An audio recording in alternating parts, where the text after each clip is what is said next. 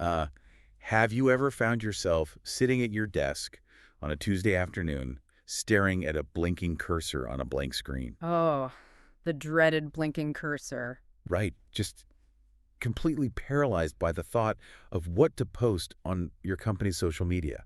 It's universal. It really is. You know the drill. You know you need to be visible. You know that consistency is, well, it's basically the currency of the digital age right now. Absolutely. But somehow this activity that theoretically just involves tapping a few buttons on a piece of glass has morphed into this massive, overwhelming Well, a vortex. vortex that absolutely consumes hours of your week. Hours. And it's a pain point that is almost universally relatable for anyone who is trying to manage a business or a personal brand. While simultaneously trying to keep the actual business running. Exactly. That feels like a chore, a heavy, nagging obligation. Yeah.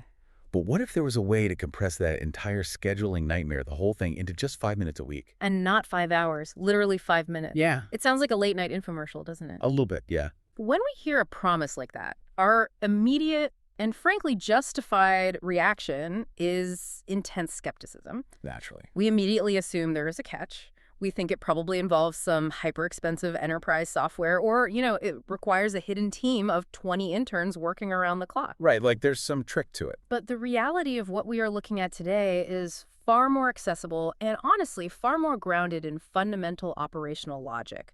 What we are really dissecting in this deep dive is the psychology of workflow. Okay, let's unpack this, because the source material we have on the table today is an absolute goldmine for anyone desperate to reclaim their time. It is a deep exploration into the elimination of decision fatigue, which, when you peel back the layers, is the true culprit behind why social media management feels so incredibly draining for small business owners and creators. Exactly. And we are diving into a really brilliant piece from the Whoop Social blog titled, Schedule a Week's Content in 5 Minutes.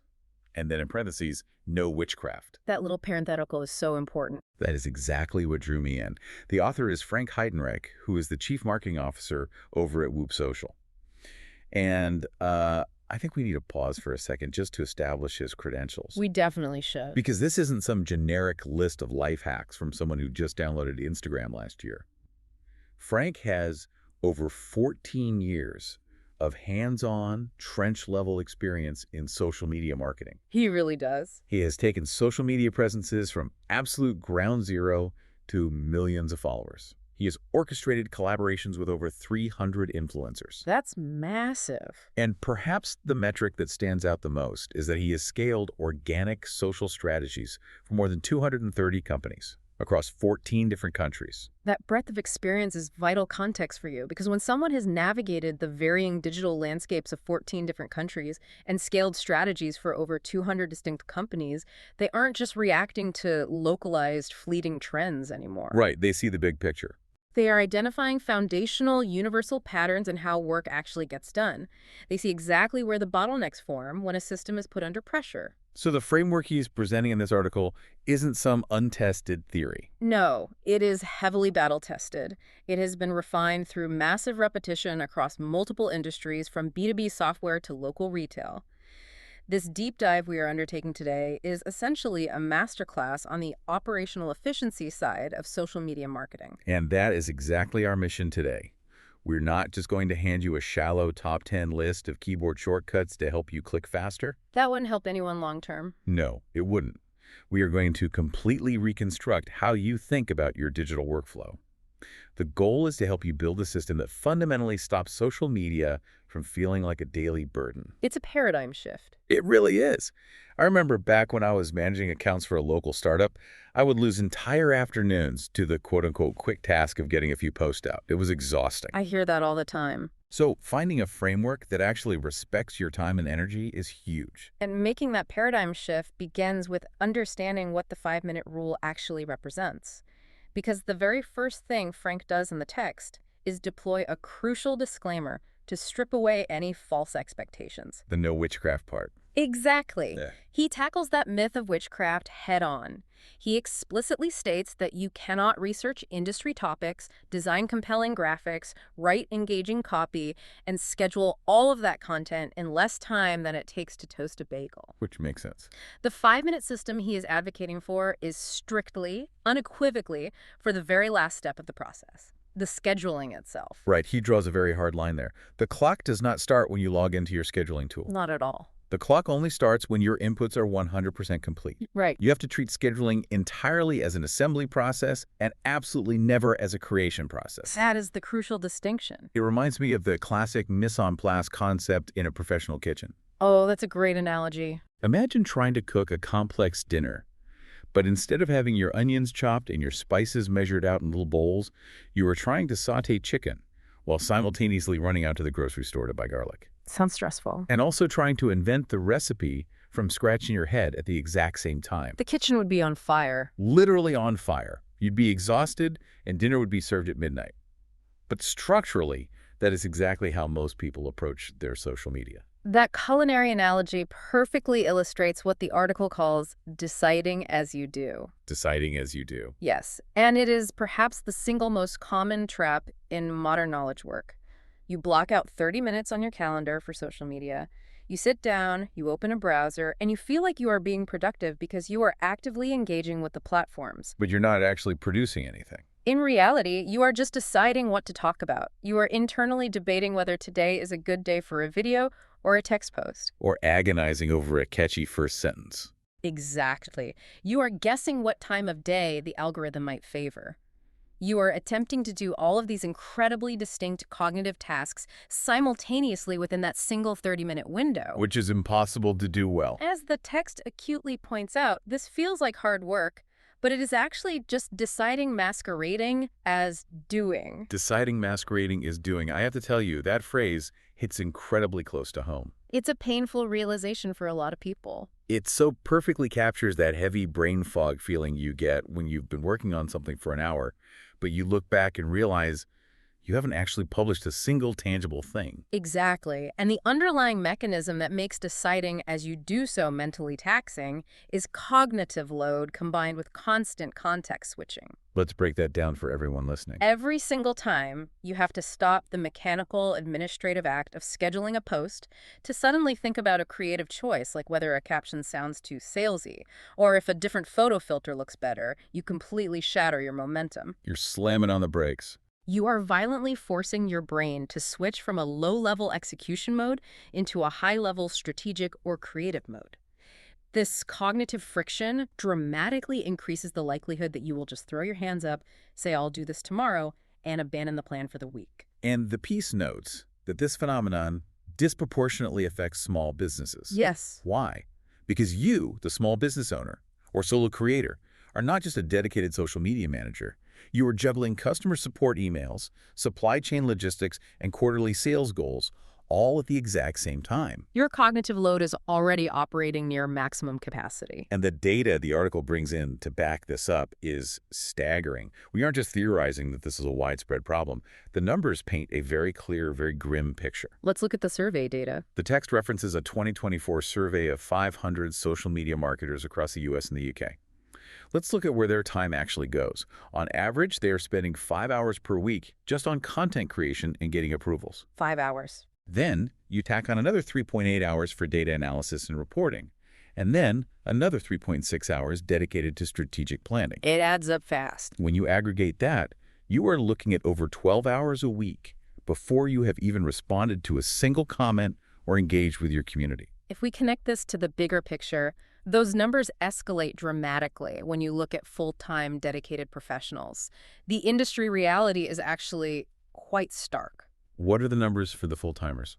The article cites a social media productivity report based on the Q2 2023 Sprout Pulse survey, which revealed that full-time social marketers are spending an average of 40 hours a week purely on social management tasks. 40 hours. But the statistic that should give every business owner pause is that a staggering 63% of those professionals report feeling burned out. 63%. That isn't just a tough week at the office. That is a systemic failure. Absolutely. If almost 2/3 of the people whose only job is to manage social media are burning out, What hope does the local bakery owner have when they're trying to do it on the side? Exactly. It just proves that the default way we approach this work is fundamentally broken. It is entirely broken. The current standard operating procedure for social media management is essentially a recipe for cognitive exhaustion. And this systemic failure is precisely what the Whoop social framework was engineered to solve. So how does it solve it? The ultimate objective is to drive decision fatigue as close to absolute zero as humanly possible during the execution phase. But to achieve that, we have to transition from a chaotic, ad hoc, post when I feel inspired approach to a highly structured, almost rigid system. And that brings us to the first foundational pillar of this methodology, what Frank calls laying down the rails. Laying down the rails. Okay, laying down the rails. I love this visual. The core idea here is that you lay down the train tracks once, and then you just ride them every single week. You build the infrastructure first. Exactly. This requires embracing the power of rigidity. The text gives a very strict mandate. You must lock in a reusable weekly schedule. Rigid. You sit down, you choose your specific posting days, you choose the exact specific times you're going to post, and then here's the part that I think people struggle with. You leave them entirely alone for 6 to 8 weeks. You do not tinker with them. You do not tinker. Now, I can anticipate some resistance here. This concept of strict rigidity might feel deeply counterintuitive to someone who views social media as a spontaneous, real-time creative outlet. That's usually the pushback. You might be thinking, but what if there's a trending meme? What if I want to be agile? Right, that's exactly where my head goes. Isn't social media supposed to be social? Doesn't locking yourself into a rigid, robotic schedule for 2 whole months completely kill your ability to jump on industry news or have a viral moment? It's a valid concern, but it misunderstands the purpose of the rails. The rigid schedule isn't a prison, it's a baseline. Baseline. If a massive industry news story breaks, you can always manually insert an extra spontaneous post. But the baseline must remain automated. From an operational standpoint, this rigidity provides a dual benefit. Let's break those down. The first benefit is external. Consistency is a massive algorithmic signal for these platforms. It trains the platform's machine learning systems to anticipate and appropriately distribute your content. Makes sense. The algorithm likes predictability. But the second benefit is internal, and frankly, far more vital for you, the marketer. Consistency is a decision killer. Decision killer. That is such a powerful way to frame it. Because, as the piece points out, we spend way more time on the micro decisions than we do on the actual typing and clicking. Every single time. Every single additional choice you have to make ratchets up the probability that you'll just abandon the task. Think about it. If your time slots are already rigidly decided weeks in advance, you can use your weekly scheduling time simply to match up completed assets with empty slots. It becomes a matching game. You aren't burning precious mental energy on a Tuesday morning debating if a post is worthy of going out at 10 a.m. or if 11:30 a.m. might get 2 more likes. You just slot it in. Tuesday at 10 a.m. is simply an empty slot on the assembly line that needs to be filled with a part. Precisely. You are systematically removing the friction of choice. But this framework goes much deeper than merely choosing dates and times on a calendar. Where else does it apply? It extends to the actual architecture of the content you are creating. The methodology advises defining your content buckets based entirely on buyer intent, rather than the generic topical categories most businesses use. Here's where it gets really interesting.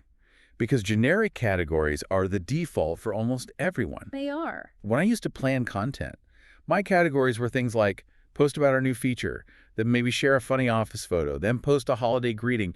It was totally disjointed. Very reactionary. But this framework maps the content pillars directly to accelerating the customer's journey. It's a highly strategic approach. The article outlines 4 very specific pillars. Let's walk through them, and maybe we can invent a hypothetical business to make this super concrete. That's a good idea. Let's say you run a B2B software company that sells HR management tools. Okay, perfect test case. Let's apply the pillars. Pillar number 1 is educate. The explicit purpose of an education post is to remove confusion or friction for the buyer. It is not a sales pitch. So for your HR software company, an educate us might be a carousel graphic explaining the 3 most common compliance mistakes small businesses make during tax season. You are providing immediate actionable value and positioning your brand as the authority.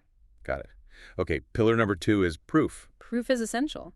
The text says, proof posts like testimonials, case studies, or user-generated content are designed specifically to remove risk. because no one wants to be the first person to try a bad product. Never. So for our HR company, a proof post is a short video interview with a current client talking about how your software saved them 20 hours a week on payroll processing. It proves that the promised result is real. Exactly. Then we move to pillar number 3, personality. Personality. This includes your behind-the-scenes, or BTS, content. The strategic goal here is to build trust and humanize the brand. People buy from people. So, in our hypothetical, this could be a photo of your engineering team working on a new feature, or a quick post celebrating an employee's work anniversary. It shows the heartbeat behind the corporate logo. And finally, pillar number 4 is the offer. The offer. This is the sharp point of the spear. This is the post that directly spurs the audience to action.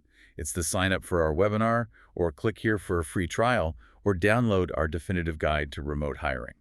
What is genuinely fascinating here is how beautifully these 4 pillars educate, proof, personality, offer balance the entire psychological arc of the customer journey. It really covers all the bases. You are not just endlessly blasting them with aggressive sales offers, which leads to unfollows, but you are also not just vaguely entertaining them with memes that never convert to revenue. Right, there's actual strategy behind it. You are systematically moving them from a state of problem awareness to trusting your expertise to finally taking action. The text provides a very clear mathematical example of how to deploy these pillars for a standard 6-post week. What's the suggested pattern? The suggested pattern is 2 educate posts, 2 proof posts, 1 personality post, and 1 offer post. You lock that ratio in, and you just cycle through it endlessly. And think about how much speed that injects into your creation process. It's incredible. When a time slot on your calendar has a highly specific strategic purpose inherently attached to it, you are never again staring at a blank screen wondering what to say. The blank screen is gone. You aren't thinking, what on earth should I post this Thursday? You know that Thursday's slot is permanently designated as a personality post. Exactly. So your only job is to go to your pre-existing stack of personality posts, grab the one at the top of the pile, and slot it in. It completely transforms what used to be an agonizing creative crisis into a simple, frictionless administrative task. It shifts the heavy lifting from your creative brain to your organizational system. That is the essence of operational efficiency. But, and this is a massive, but to make that assembly process truly take only 5 minutes, your digital organization has to be flawless. Flawless. You need what the methodology calls an asset stack architecture. You must prepare everything for assembly before you ever let yourself open your scheduling software. There are 4 mandatory inputs that must be 100% finalized. Let's clearly define those inputs so you know exactly what your prerequisites are before you even think about looking at a calendar. Input number 1. All of your media must be fully exported, color-corrected, and clearly named. Clearly named is key. Input number 2. Your text must be 100% written, proofread, and ready to be pasted. You've either written it specifically for that week's posts, or you are pulling it from a pre-existing caption bank. Input number 3. If you track your web traffic, and you absolutely should be, all your links and UTMs must be generated and ready. Real quick, let me jump in here just in case anyone is newer to the analytics side of marketing. A UTM is basically just a little string of tracking code that you tag onto the end of your web link, right? So if I post a link to my website, that UTM code tells my Google Analytics dashboard exactly which specific Tuesday LinkedIn post drove that traffic, rather than just showing it as generic social media traffic. That is exactly right. It stands for Urgent Tracking Module, but the terminology isn't what matters. What matters is that manually building those custom tracking links takes a surprising amount of time. It really does. If you are doing it on the fly while trying to schedule a post, it breaks your concentration. The article actually mentions using dedicated UTM generator tools to batch this process in advance. And finally, input number 4. As we just discussed at length, your posting slots must be pre-established and waiting. Okay, so if you have those 4 inputs perfectly prepped, the actual act of scheduling is purely an exercise in assigning a completed asset to a waiting slot. Pure assembly. But how do we actually store all this stuff so it isn't a chaotic mess on our desktop? To manage these inputs effectively, Frank recommends a highly specific, visually intuitive one-folder workflow. The one-folder workflow. The tactical organization here is incredibly clever. You create one master folder on your computer for the entire week. Let's call it week of October 12th. Inside that master folder, you create subfolders for each individual post you plan to make. And the naming convention he suggests for those subfolders is vital. Yeah. You don't name them Image 1 or Draft Final. No, that tells you nothing. You name them so you can instantly recognize the strategic intent inside them without clicking. For example, he suggests a format like as O1 Educate Topic or O2 Proof Testimonial. Ah, I like that. That nomenclature immediately tells you the chronological sequence, the specific content pillar, and the subject matter at a single glance. That visual clarity is a lifesaver when you're trying to move at speed. Now, within those subfolders, you obviously have your media. But here's a critical, non-negotiable rule from the text. You must have platform-friendly versions of your media ready from the very beginning. From the very beginning. You need your square or one-to-one aspect ratio versions for standard feeds. You need your vertical 9:16 versions for Reels or TikToks. And you need your horizontal versions. They all need to be exported and waiting in that folder. This is where so many people lose their 5-minute window.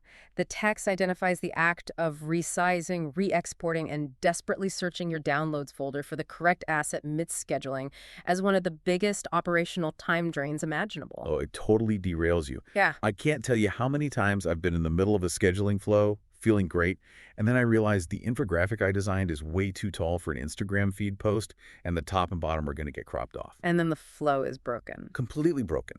So I have to stop everything, open up Canva or Photoshop, manually resize the canvas, adjust the text, export it again, and re-upload it. Your 5-minute promise is instantly evaporated. To prevent this, the piece points out that using a dedicated tool, like MoveSocial's social media image resizer, can completely remove that friction. It ensures you have the mathematically perfect image sizes for all platforms. They even have specific automated resizers for notorious platforms like LinkedIn and Pinterest ready to go before you start. And alongside those perfectly sized images, the methodology places a simple text file, a basic notepad or text edit document within that exact same subfolder. Keeping it all together. That text file contains the finished, finalized caption, the hashtags, and the links for that specific post. When you store the text physically alongside the media in the same folder, you remove the need to hunt through Google Docs or old emails. Right, no more searching. You turn the entire scheduling job into pure mechanical execution. You highlight the text, copy it, paste it into the scheduler, attach the image, assign it to the slot, and you are done. Copy, paste, assign, done.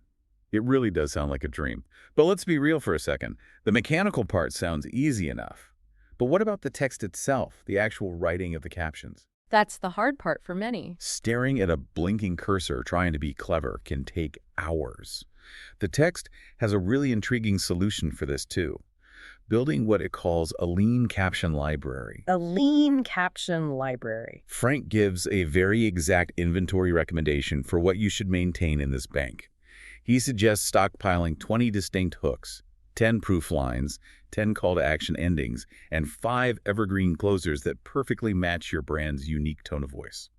What's fascinating here is the psychological insight Frank provides regarding why a caption library is so effective and why people resist it. Why do they resist it? Many creators, particularly those who identify as writers or artists, are deeply terrified of sounding repetitive. They feel this immense, self-imposed pressure to reinvent the wheel with every single post to prove their ongoing creativity to their audience. I feel that pressure all the time. But the text argues the exact opposite approach.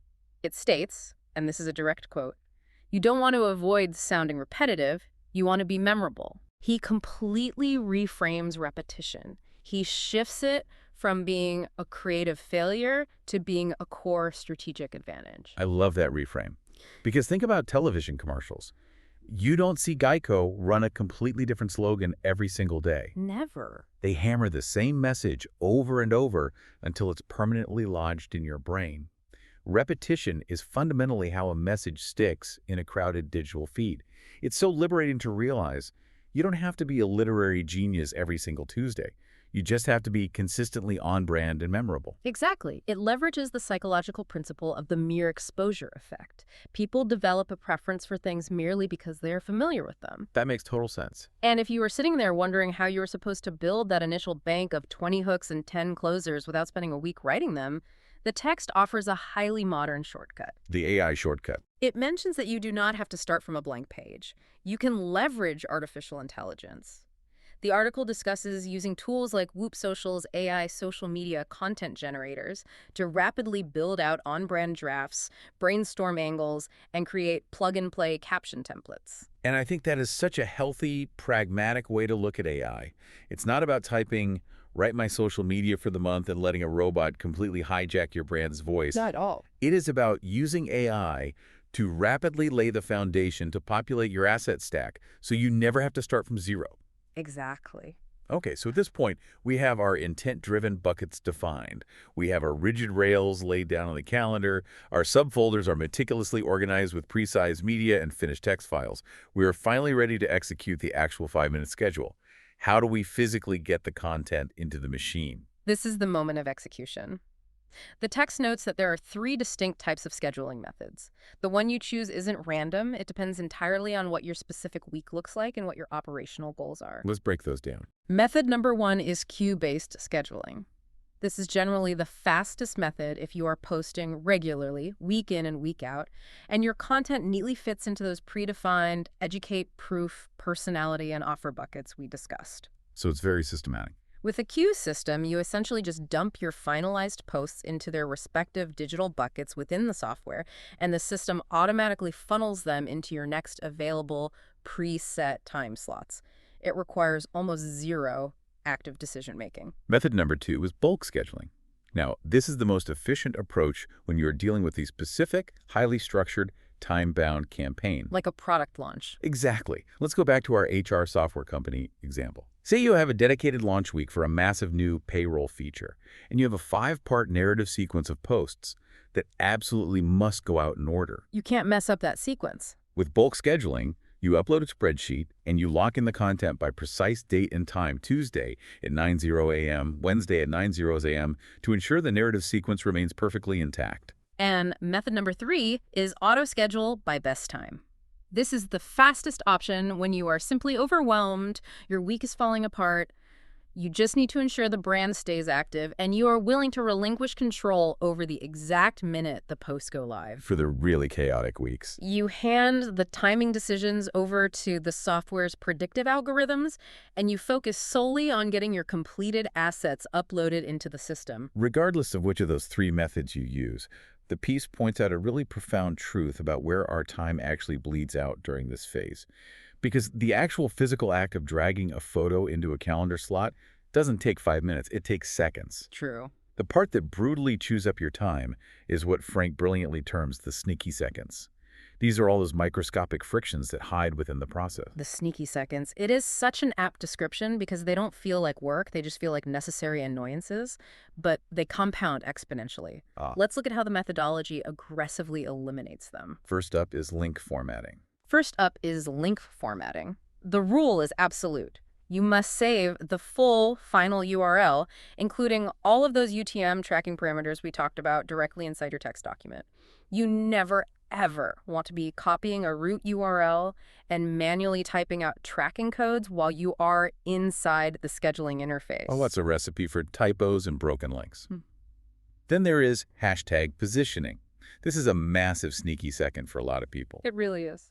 Every platform has slightly different cultural norms and algorithmic best practices for hashtags. Sometimes they perform better when they are broken out from the main caption with little dots or line breaks. Sometimes they need to be woven into the text. It varies so much. The rule here is to decide once how you will handle hashtags on each specific platform and then pre-write them that exact way in your text document. You copy the block, you paste the block. Do not make formatting decisions while you are logged into the tool. Another significant time saver revolves around the first comment strategy. Many marketers prefer to put their outbound links or large blocks of hashtags in the first comment rather than cluttering up the main caption. Very common practice. But what usually happens? They schedule the post, wait for it to go live, scramble to their phone, and try to quickly type out the comment before anyone sees the post. I've done that so many times. The methodology's fix is simple. Write the exact text for that first comment directly into your master text document. Most modern scheduling tools allow you to pre-schedule the first comment along with the post. Again, it becomes just another rapid copy and paste. But I think the most brilliant tactic for eliminating these sneaky seconds addresses what we can call the identical text fail.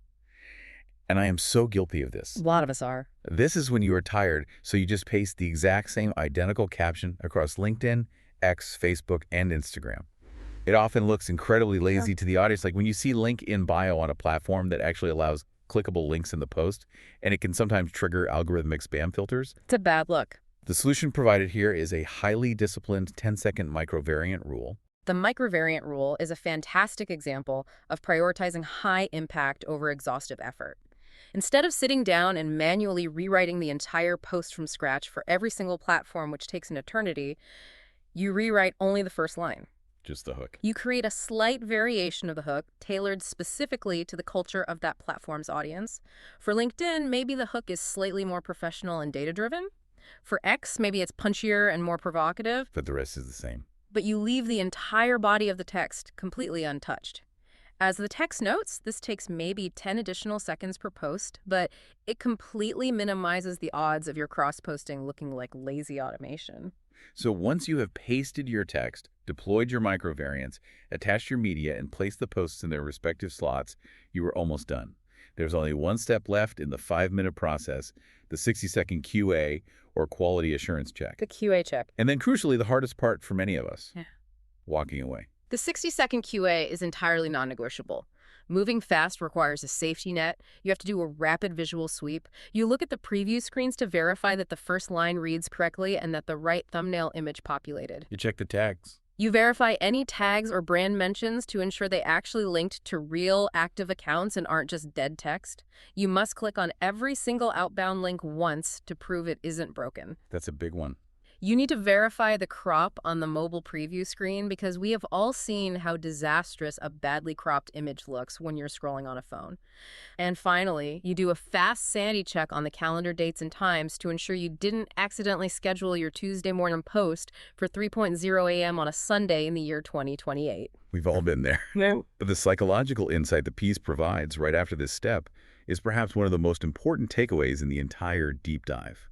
After you finish that 60-second QA check, you must take your hands off the keyboard and leave it alone. You have to step back. The author observes that many business owners hemorrhage vast amounts of time at this exact final stage.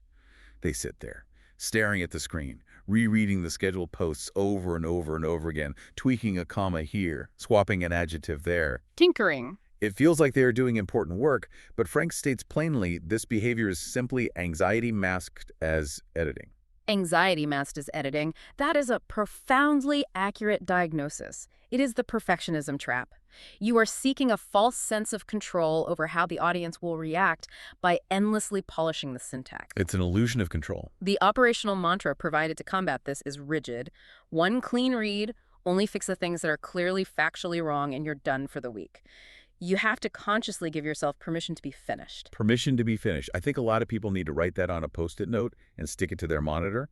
However, we have to acknowledge that even with the absolute best systems, perfectly named folders, and flawless microvariants, things can still go wrong in the real world. They definitely can. This framework is incredibly powerful, but it is not magic, and it is not immune to derailment. The text is very realistic about what breaks the 5-minute promise. And the absolute most common pitfall is falling right back into the habit of making last-minute creative edits. It is the ultimate system breaker. The exact second you decide to completely rewrite a paragraph of a caption while you are actively inside the scheduling interface, your 5-minute window has vanished. Back to creating. You have reverted from assembly back to creation. Another major derailer the text highlights is realizing at the point of scheduling that a video file is fundamentally incompatible. Perhaps the video is technically too long for a platform's specific limits, or the raw file size is too massive to upload. Or you completely forgot to export a compelling thumbnail image, so the video defaults to an unflattering, blurry frame. Exactly. And then there is the pervasive, incredibly frustrating issue of platform friction. This occurs when you try to forcefully shove content that was heavily optimized for one specific digital environment into a completely different one. It never goes smoothly. The article gives a great specific example. Say you write a brilliant, long-form, deeply nuanced caption that renders beautifully with lots of clean line breaks on LinkedIn. But when you try to push that exact same text file to X, it gets violently truncated because of the strict character limits. Because the formatting gets messed up. Or you spend hours creating a beautiful, text-heavy square graphic, But the platform's algorithm has recently shifted and is currently burying images while heavily prioritizing vertical full-screen video formats. Which brings us firmly back to the paramount importance of the asset stack architecture. The methodology reiterates that the only reliable fix for these derailers is to make all of those formatting and sizing choices before you ever open the scheduler. Do the work up front. You completely sidestep platform friction by diligently exporting your graphics in multiple formats, both the 1:1 square and the 9:16 vertical from the very beginning of the design phase. You keep both a short, punchy version and a long, detailed version of your text in your master document. You research and decide on your video file limitations early. You have to aggressively protect the boundary that scheduling is strictly placing the post and never, under any circumstances, editing the post. So if you manage to build this pristine, protected assembly line, how do you scale it? Because a solo consultant's needs are very different from a marketing agency's needs. They are completely different beasts. The text has a great perspective on this. The required efficiency of your system is determined not by your why, but by your what. Meaning, the actual scale and complexity of your daily operation dictate your specific tactical approach to the software. Yes, the piece breaks this operational scaling down beautifully. Let's look at the tiers. If you are a solo producer or a small business focusing deeply on mastering just one single platform, say, you are going all in on LinkedIn. Your most efficient path is utilizing recurring time slots and a queue-based system. Keep it simple. You simply drag completed text files into preset slots. The author notes that this reduces your total weekly scheduling time to literally just the physical length of time it takes to drag 5 items into 5 digital boxes. It is near instantaneous. But if you are a slightly larger small business, operating across 3 to 5 different platforms, simultaneously, Instagram, LinkedIn, X, Facebook, the strategy has to shift. It has to adapt. For you, the most efficient answer is the bulk upload spreadsheet method, followed immediately by executing those crucial micro tweaks we talked about. You do the bulk upload, then you spend 3 minutes adjusting the first lines, fixing any tag mentions so they highlight correctly on each platform, and ensuring the outbound link behavior functions properly across the different interfaces. And if you are a high-volume poster, perhaps managing a larger corporate brand presence or working with an external team of freelancers, the absolute necessity becomes a highly structured, centralized content library. That's a whole different level. This requires predefined topic buckets and a rigorous, detailed style guide that everyone has access to. Yeah. The text issues a stern warning here the very minute your team has to stop their execution workflow to send a Slack message asking, wait, which logo are we using for this campaign again? You are instantly off the 5-minute plan. So what does this all mean for the ambitious business owner listening to us right now? How do you avoid the classic trap of setting up this massive, beautiful, color-coded system that you ultimately abandon by week 3 because it's just too heavy to maintain? That's the real challenge. This brings us to a conflict that I think is at the heart of so much professional burnout, the gap between capability and aspiration. Frank introduces a concept that I think is incredibly profound. He warns against turning your calendar into a guilt engine. The guilt engine. Yeah. It is a brilliant, evocative way to describe the psychological weight of an overly ambitious, highly unrealistic content calendar. Let's unpack the psychology here. Consistency is completely destroyed by the impulse to overpost. You sit down on January 1st, full of motivation, and you set an aspiration to post 3 times a day across 4 different platforms because you read an article saying that's what the algorithm wants. But then reality hits. But when the reality of your actual workload sets in, you find yourself frantically rewriting mediocre content just to fill empty slots, desperately sacrificing quality for the sake of volume. Every empty slot feels like a failure. The calendar generates guilt, not results. And the framework prevents this how? The framework provides a very clear, hard boundary to prevent this. You must set your posting frequency based entirely on your actual capability, not your aspiration. I want to highlight that. Based on capability, not aspiration. You have to pick a posting frequency that you can realistically sustain for the next 6 to 8 weeks, even during your absolute busiest, most chaotic weeks when the server crashes or an employee quits. Even during the worst weeks. Whatever volume you can handle during your worst week, that becomes your unbreakable baseline. And the mathematical logic behind this is compelling. The piece argues that a business will grow far more effectively by being consistently present at a much lower volume than by spiking their activity to 5 posts a day for 2 weeks, burning out, and then going completely dark for 3 weeks. Slow and steady wins the race. If you literally have the number of posts you are currently trying to publish, but you consistently hold to that new, lower, sustainable level, you achieve several critical operational victories. You radically reduce the context switching that exhausts you. You eliminate the panicked, low-quality rush jobs. And the algorithm starts to trust you. And most importantly, you exponentially increase the mathematical probability that you will keep the system running long enough for both the platform's algorithms and your actual human audience to adjust to, recognize, and trust your cadence. It is so much better for your brand to be a reliable, slow burn than a spectacular momentary flash in the pan. And if there's anyone out there thinking that relying on a rigid schedule, asset folders, and publishing technology somehow makes you less authentic, less creative, or less cutting edge, the industry data completely shatters that assumption. Let's look at the data. The article shares broader data to demonstrate that heavy systemization is not some weird outlier strategy. It is the absolute, undisputed industry standard. The validation data here is significant for anyone feeling hesitant about adopting a rigid system.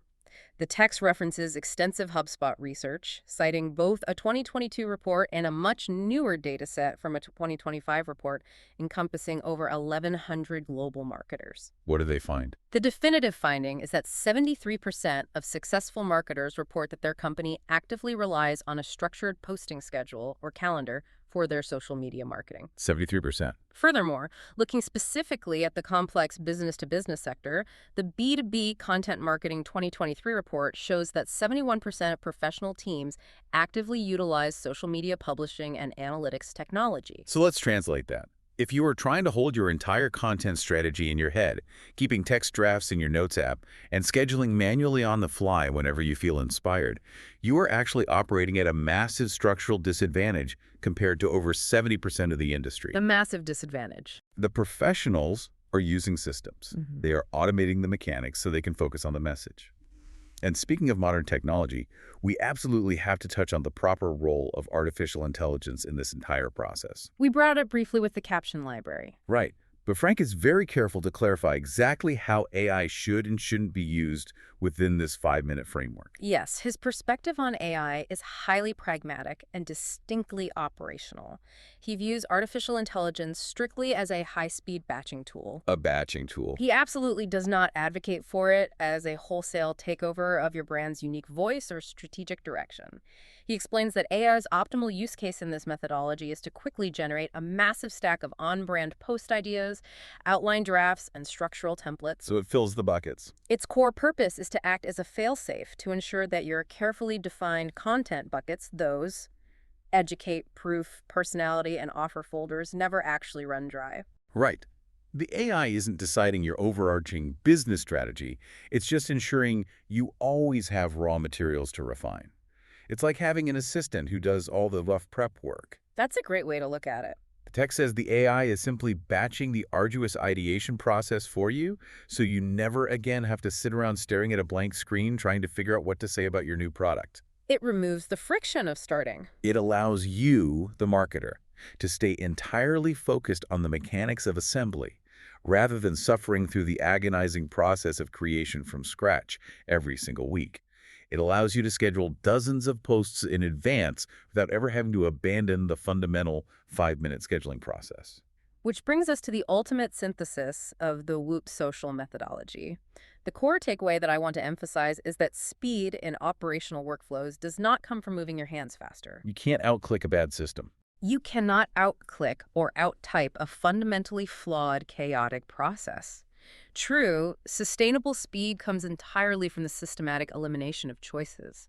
The true, lasting time saver in any business operation is certainty. Certainty. Knowing exactly what post to publish, knowing exactly what day it goes out, and having all the finished pieces perfectly sized and ready to go. You win this digital game not by being more talented or more caffeinated on a Tuesday afternoon, but by setting up your rigid rails ahead of time. You build the machine, then you run the machine. You allocate one solid, dedicated block of time on a Monday morning to build your repeating framework for the next 6 to 8 weeks. You normalize your inputs so every image is the exact right ratio, the text is proofread and ready to paste, and the tracking links are finalized. And paradoxically, by introducing this level of extreme, almost draconian rigidity by relying heavily on locked weekly schedules, strict intent-driven content buckets, and uncompromising formatting rules, small businesses and creators actually grant themselves back their most valuable, entirely non-renewable asset. Their time. They get their time back.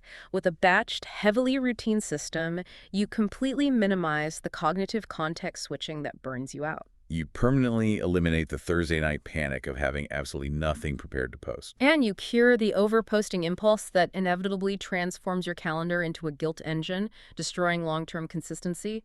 Your calendar transforms from a source of anxiety into a reliable, quiet system that you can actually trust to run in the background. It is a complete paradigm shift. It moves you from a state of constant reactive chaos to a state of calm, proactive control. And it all stems from that one central idea, treating your social media scheduling strictly as a mechanical assembly line rather than a bespoke art studio. This raises an important question, and it is something I want to leave you to deeply consider as we wrap up this deep dive. Let's hear it. The methodology we explored today explicitly states that repetition is what makes a message memorable, and that strict routine is what kills decision fatigue. So I urge you to look closely at your own daily workflows. Beyond just social media. And I don't just mean how you post on LinkedIn or Instagram. Look at how you approach your continued professional learning, your daily administrative tasks, client onboarding, or the broader day-to-day operations of your business. Where are they wasting energy? Where are you currently exhausting yourself by treating a highly repetitive, predictable task as if it requires a bespoke, highly creative solution every single time? What other critical areas of your professional life are you agonizing over as a process of creation when they should strictly be reduced to a highly efficient 5-minute process of assembly? That is a phenomenal question to chew on. Finding those areas where we are needlessly reinventing the wheel is where the real life-changing breakthroughs in productivity happen. We want to thank you so much for joining us on this exploration of operational mastery. We hope this deep dive into Frank Heidenreich's framework gives you the practical tools you need to stop deciding, start assembling, and finally get your time back.